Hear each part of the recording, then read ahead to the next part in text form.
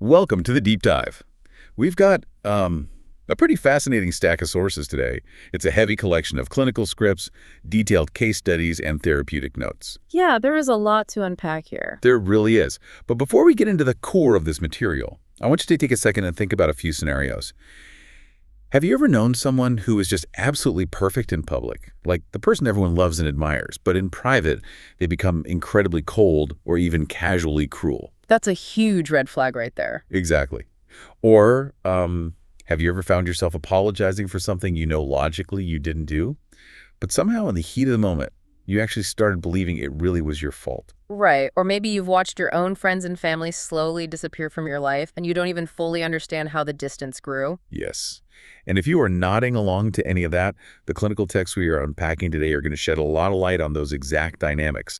We're looking at a specific psychological profile that the sources refer to as the narcissistic pervert, or the PN. And it's worth noting up front that this term, while it sounds incredibly intense, is actually a distinct clinical concept. It's highly utilized in European psychology, particularly in France, as pervers narcissique. Right. It goes a step beyond the everyday use of the word narcissist or even standard narcissistic personality disorder. I mean, it describes a highly specific predatory pattern of behavior. And what makes these sources so compelling is that they don't just diagnose the problem. They offer a tactical roadmap. We're looking at a master class in human behavior that maps out how to understand, detect, survive, and ultimately rebuild from these toxic dynamics. Because this profile isn't confined to romantic relationships, not at all. Exactly. The mechanics of manipulation we are going to explore apply just as much to the workplace, to long-term friendships, and to family systems.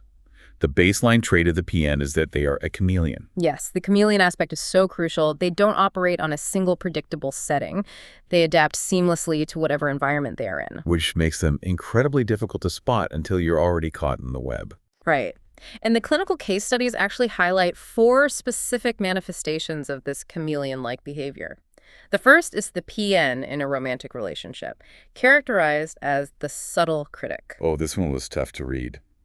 The notes detail the story of Isabel, a 34-year-old graphic designer.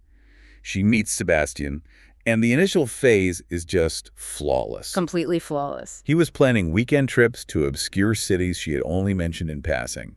Her friends thought she had won the lottery. But around the 6-month mark, the subtle, corrosive criticisms began. And it starts so small. It really does. It started with casual remarks about her clothes, then evolved into critiques of her professional work, and eventually targeted her friendships. And when Isabel finally pushed back and reacted to the constant chipping away of her self-esteem, Sebastian simply labeled her too sensitive and claimed she was exhausting to manage. Wow. The danger there is how calibrated the abuse is. It's never a massive, glaring red flag right away. It's a slow drip designed specifically to make the victim doubt their own reality. Spot on. Then the sources move to the second manifestation, which is the PN at work, or the credit thief. Oh, we've all had that boss. Right. The one who suddenly discovers the word we when a project succeeds, but strictly uses you when it fails. Exactly. But the case of Benoit, a 42-year-old project manager, takes it to an entirely clinical level. To upper management, Benoit is a visionary, a creative genius. But to his actual team, he is a daily terror. Yeah, she routinely steals his subordinates' ideas, presents them as his own, and humiliates his staff in open meetings just to assert dominance. The physical toll this takes on a team is profound. I mean, the text mentions Marie, a 26-year-old junior employee under Benoit. She actually developed severe insomnia and chronic stomach pains. She spent her entire weekend terrified of Monday morning. Yes. The tragedy of the workplace PN is that the victim often internalizes the abuse. They become convinced that their own incompetence is the problem, completely unaware they're dealing with a pathological manipulator who is actively suppressing them to elevate themselves. Which flows right into the third type, the PN in friendship, who operates as the center of attention. The sources bring up Kareem, 28, who spent 3 years trying to figure out why he always felt drained around his best friend, Alexis. A friendship PN will constantly minimize your achievements. If you get a promotion, they'll casually mention how stressful the new taxes will be. Right. But worse, they weaponize your vulnerabilities. Alexis would casually drop comments to Kareem like, "You never seem comfortable in your own skin," and delivered with this warm, concerned smile. It's a masterclass in plausible deniability. Exactly. If Kareem gets upset, Alexis can just say he was expressing care. Plausible deniability is the shield they use to deflect any accountability. So true. The final manifestation is the PN in family, specifically the identity destroyer. Parental manipulation is arguably the most destructive form because it shapes a child's baseline reality before they even possess the cognitive tools to build any psychological defenses. The sources detail the experience of Natalie, 45. Her mother would constantly praise her to the neighbors, presenting this image of a perfect, highly successful family. But behind closed doors, the mother would systematically demolish Natalie's self-worth, telling her, "You're nothing compared to your sister." That specific contrast, the golden child versus the scapegoat, leaves deep, complex scars that dictate the victim's adult relationships. Absolutely. Seeing those 4 distinct faces really highlights why we need a detection toolkit. If they are chameleons, the baseline defense is spotting the moments the mask slips. And the clinical notes provide 10 specific behavioral markers or warning signs to help identify a PN. Let's run through these. The first sign builds directly on what we just discussed, the double face. The contrast is the strongest signal. Returning to Sebastian, the subtle critic, he would happily send expensive flowers to Isabel's colleagues on a Friday to maintain his image as the perfect partner. And then spend the entire weekend brutally berating her over a slightly misplaced item in their house. Exactly. The second marker is gaslighting, which is essentially the rewriting of reality. It's an overused term today, but in this clinical context, it refers to a systematic dismantling of the victim's memory. The sources highlight Sophie Lambert, a 31-year-old lawyer who is obviously highly trained in retaining facts. Right. You'd think she'd be immune. You would. Yet her partner's manipulation was so severe that she had to start taking secret screenshots of her own text messages, just to prove to herself she wasn't losing her mind when he would look her in the eye and claim a conversation never happened. That level of cognitive dissonance is terrifying. It really is. The third sign underscores the pathology perfectly, a lack of real empathy. They might learn to mimic empathy because they know it's expected socially, but the emotional core is completely empty. Empty. The most chilling example in the entire stack of notes is Thomas, a 38-year-old chef. He was sitting in his living room, visibly crying over the recent death of his father. His wife walked in, looked at him crying, and her immediate response was to ask what their plans were for their July vacation. It is a profound, chilling disconnect from the human experience. Unbelievable. What's the fourth sign? The fourth warning sign is progressive isolation. A PN knows that a strong support system is a threat to their control, so they slowly and methodically cut you off. They drop seeds of doubt, like, your friend Lucy is secretly jealous of your success, or your mother interferes too much in our business. Exactly. The goal is to make themselves your sole reference point for reality. Sign 5 is that they are never wrong. Every failure, every misstep has a culprit, and it is never them. Benoit, the project manager, blamed his clients for lacking creative vision when his own poorly planned project failed. There is a complete absence of personal responsibility, and this ties heavily into sign 6, negging. Oh, this one is so insidious. It is. These are insults brilliantly packaged as compliments or constructive feedback, like, "You're so smart, it's a real shame you lack the confidence to speak up in public." It creates a loop where the victim is constantly off balance, seeking validation from the very person tearing them down. Right. Sign 7 is punitive silence. This is the psychological torture of the cold shoulder, sometimes lasting for days, with zero explanation. The victim is just left scrambling, eventually apologizing for an offense they don't even understand, solely to restore peace in the household. Yeah. Sign 8 involves control and jealousy, which the PN almost always reframes as romance.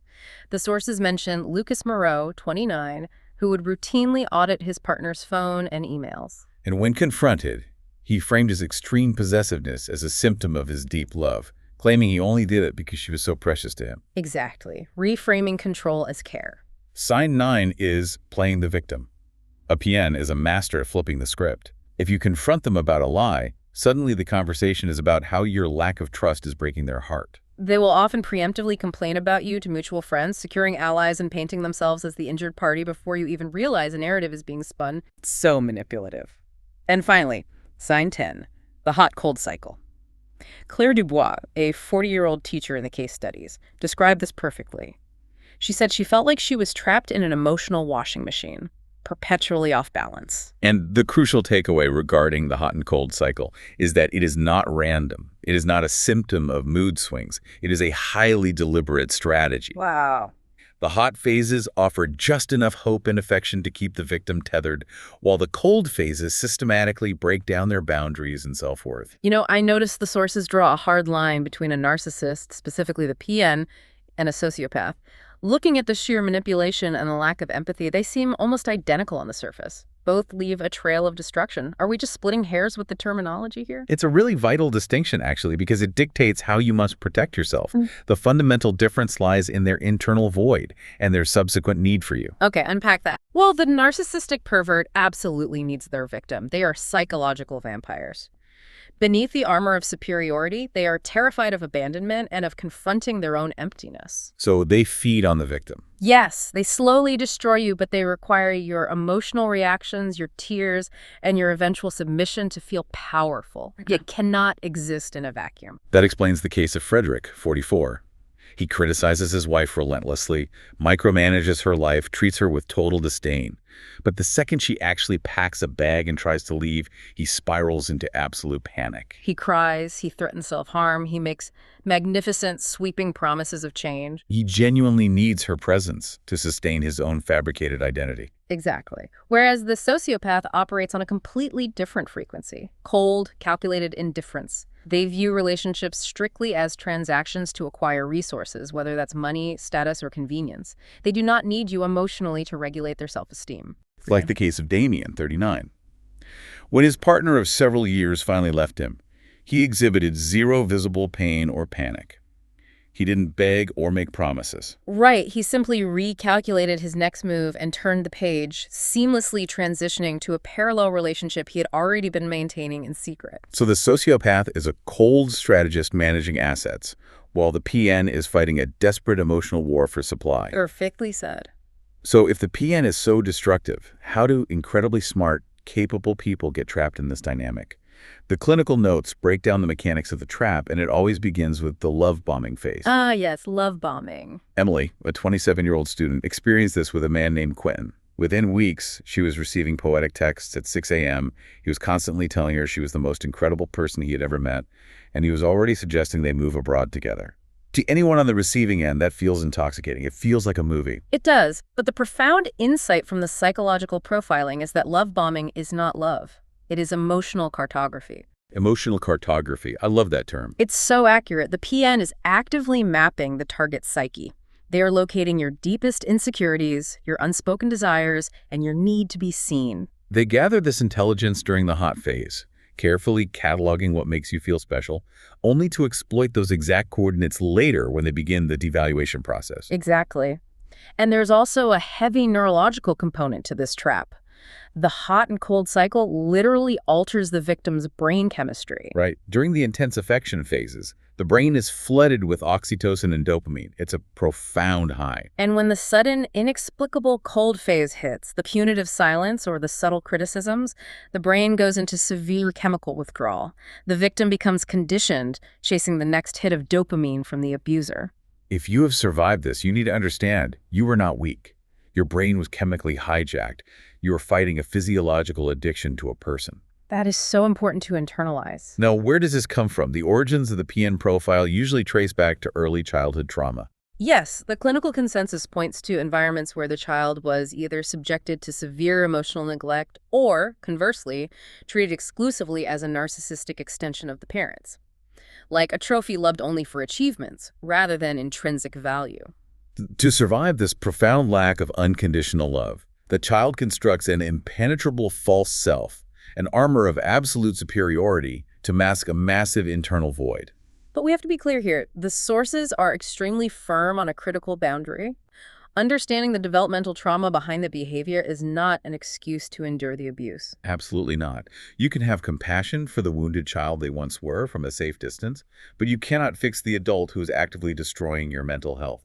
They rarely, if ever, change. Right, because the prerequisite for any therapeutic change is the ability to admit fault and reflect on one's own shortcomings. And the PN's entire survival mechanism is built on the absolute delusion that they are flawless and that everyone else is the problem. Precisely. Since you cannot talk your way out, And you certainly cannot love them into changing. You need a tactical exit strategy. The sources provide 10 concrete strategies for escape and survival. Let's get into those. Strategy 1, and perhaps most difficult to accept, is to stop trying to convince them of your pain. Yes. Isabel spent 2 exhausting years trying to articulate her feelings to Sebastian, assuming that if she just explained it clearly enough, he would finally understand and show empathy. But to a PN, your tears and your logical justifications are just food. They prove the PN has power over you. Strategy 2 is the gray rock technique, which is a brilliant countermeasure to the dopamine loop we just discussed. You essentially make yourself emotionally invisible and incredibly boring. If they provoke you, you answer with a flat monotone, I see, or, okay. You offer zero emotional reaction. By acting like a blank gray rock, you starve them of the emotional supply they are trying to extract. Eventually, they lose interest and seek a more reactive target. Strategy 3 is to document everything meticulously. Maintain a secret journal. Log dates, times, exact quotes, and backup screenshots of messages to a secure cloud. And this is not for your own rumination. It is to establish a concrete anchor to reality when they inevitably attempt to gaslight you, and it serves as vital evidence for lawyers or medical professionals down the line. Strategy 4 involves quietly rebuilding your network. Before you make a move to leave, secretly reach out to trusted friends or family. Like Natalie, who dealt with the parental PN. She slowly rebuilt a connection with her cousin Laure, who became her absolute lifeline and reality check for 6 months before Natalie finally cut ties with her mother. Strategy 5 is critical. See a specialized therapist. Standard couples therapy or general counseling can actually be dangerous when dealing with a PN. Because a traditional therapist naturally pushes for mutual compromise, open dialogue, and shared responsibility. Exactly, and the PN will weaponize this environment, charming the therapist and twisting the narrative to make you look like the unstable, controlling partner. You require a professional specifically trained in identifying toxic manipulation and narcissistic abuse. Strategy 6 is secret departure preparation. If you live with the abuser, secure your essential documents, open a private bank account, arrange housing, and execute these steps with absolute silence. The element of surprise is your only protection. Strategy 7, anticipate narcissistic rage. When the PN realizes they are losing their grip, they will cycle rapidly through every tactic. Expect horrific threats, explosive anger, sudden weeping, and magical promises that they have finally seen the light. Aurelie, a 33-year-old accountant from the case studies, survived her exit by literally role-playing every possible escalation with her therapist so she wouldn't cave under the pressure. That is so smart. Strategy 8 is implementing zero contact. Once you are physically out, you block them on every conceivable platform. And if you share children, and total absence isn't legally possible, the clinical advice is to use a single court-approved co-parenting app for written communication only. You treat the exchange like a sterile business transaction. Strictly logistical details about the children.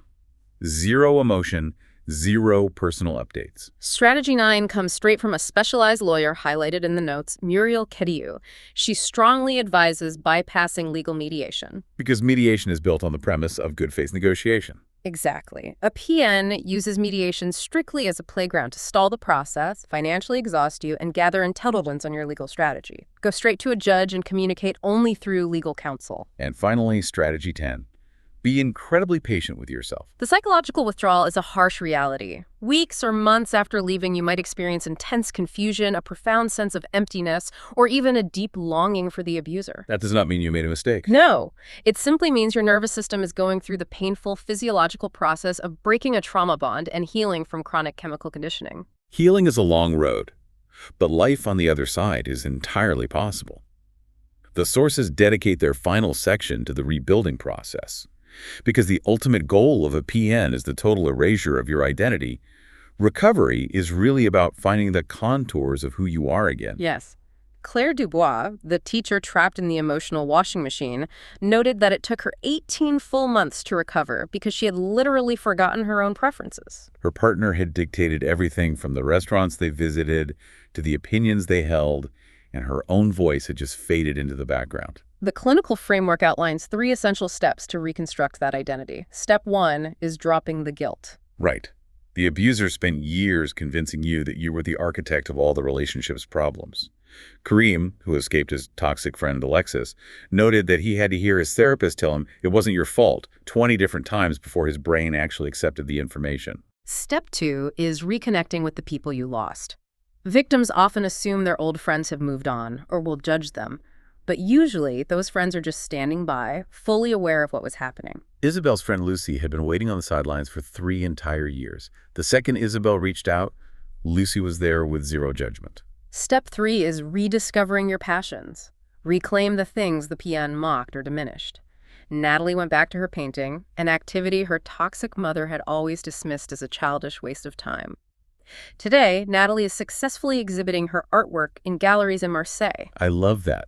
The clinical texts conclude with a profound reframing of the entire experience. It addresses the lingering question every survivor asks, why was I targeted? The evidence clearly shows that PNs do not seek out weak, fragile, or easily manipulated people. They target individuals with light. They specifically hunt for high emotional intelligence, deep reservoirs of empathy, profound generosity, and fierce loyalty. They targeted you to capture and consume those exact qualities because they like them entirely. Your sensitivity, your willingness to see the best in people, was never a flaw that got you trapped.